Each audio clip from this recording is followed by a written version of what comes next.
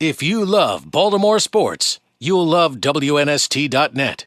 My physics teacher once said. Anybody that ends the name with the SKY, it has sort of that real, like, European thing, so that's all good. Adam Romanovsky of New Jersey, of Loyola, formerly of our competitor, doing 5 minutes of great sports radio here on WNST. You got the floor, Adam. Go for it. All right.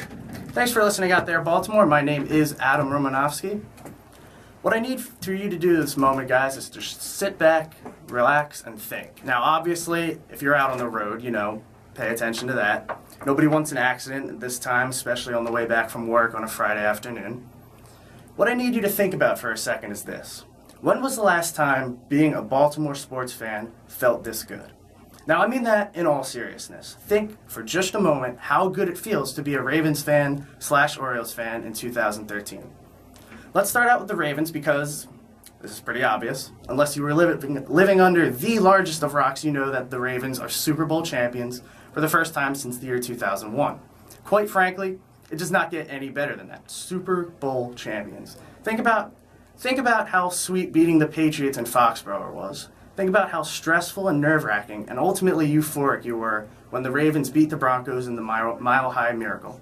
And think about how you felt when the clock struck 0 on February 3rd and the Baltimore Ravens hoisted the Lombardi Trophy. 31 other teams and their millions of fans across the world would have given anything to be in that position. But it was Joe Flacco, Ray Lewis, Ray Rice, John Harbaugh, and the rest of the guys who got to parade down Pratt Street into the stadium and celebrate. Now, the Orioles were not quite as lucky. They lost in the playoffs last season, as you know, but guess what? They're headed in the right direction. Just 3 years ago, on July 5th, do you know what was happening with the Orioles? They had lost their 57th game of the season on their way to a 66-96 season. But Buck Showalter has completely turned this team around. Not only that, he's turned the players' mindsets around. The O's are winning games now. The O's are buyers at the trade deadline. Players like Chris Davis are having MVP-type seasons, and Manny Machado is up there as one of the most fun young players to watch in all of baseball. Now the team and the fans alike expect to make it to the postseason, even though yet again most prognosticators may not have expected it before the season, but I won't get into that right now. The point being, no matter where you are, if you want to discuss who can win the AL pennant, you just have to throw the Orioles into the mix these days, and that's simply a great feeling. Now I will say all this, not to butter you up, Baltimore, or to stroke your ego as sports fans, and I can feel some of you getting ready to sing the riff of Seven Nation Army from here. And that's all well and good, nothing wrong with pride in our teams, but that's not exactly what I'm getting at. My point is this. Just because we are at the high point of Baltimore sports, at least in recent memory, there is still tons of work that needs to be done. The Orioles, let's stay with them for now. The Orioles, from everyone from Angelos and Duquette to Buck and Adair, down to every single member of the roster, from Adam Jones to newly acquired Scott Feldman, still need to be at the top of their game. While the organization has had some success recently that I just highlighted and is showing no signs of necessarily heading in the opposite direction, nothing is for certain in sports. If every person on the roster does not give 100% on every day there is a game, then you will lose. It's that simple. The team you're facing each day gets paid to play too. They're also professional athletes in the visitors' dugout, no matter who they are.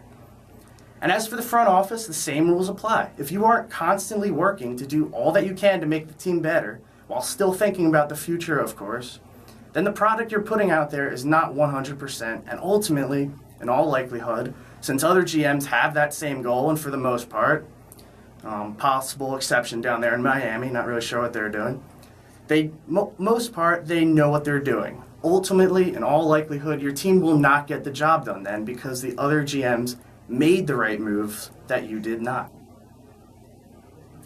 Now, the Feldman trade, in my opinion, was a nice, small place to start.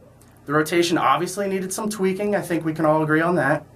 I would still like to get another starter, maybe a number 2 or even an ace if the price is right. I also think that the O's could use an upgrade at the designated hitter position. Buster Olney pointed out in his column yesterday that the O's are getting a collective batting average of .205 from their designated hitters. And that is what those in the business call, not good. Some possible options to consider could be Kendry Morales from Seattle, who's eligible for free agency in the fall anyway, and could fit nicely into the Orioles lineup. Another possible option that I think the Orioles should consider is Chase Utley if the Phillies decide that they are sellers, which, quite frankly, they should. Maybe I'm biased because, as I mentioned before, I grew up a Phillies fan and I've seen Utley play just about every day. I think fans in Baltimore would love the way he approaches the game and plays the game too. He could fill in at second, definitely, and definitely could fill in that hole in DH slot I talked about. Also, this is just another added aspect to going after Utley. If you get them, then the Yankees don't get him. And we all know that the Yankees could definitely use some help at first base, which Utley could also play. And we know that they have no problem spending some cash up there. This is just a thought, of course, and like I mentioned, I'm partial to Utley, and would love to be able to see him play again every day in orange and black. Now, the same thing applies to the Ravens. I personally hate that saying that everyone is gunning for you now that you've won a championship. That's not really true. They're not gunning for you. They're going for that championship that you won.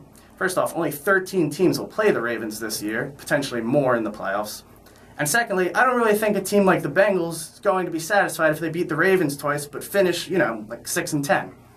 I don't think they would look back on that season and say, well, we were gunning for the Ravens and we beat them twice, so mission accomplished, guys.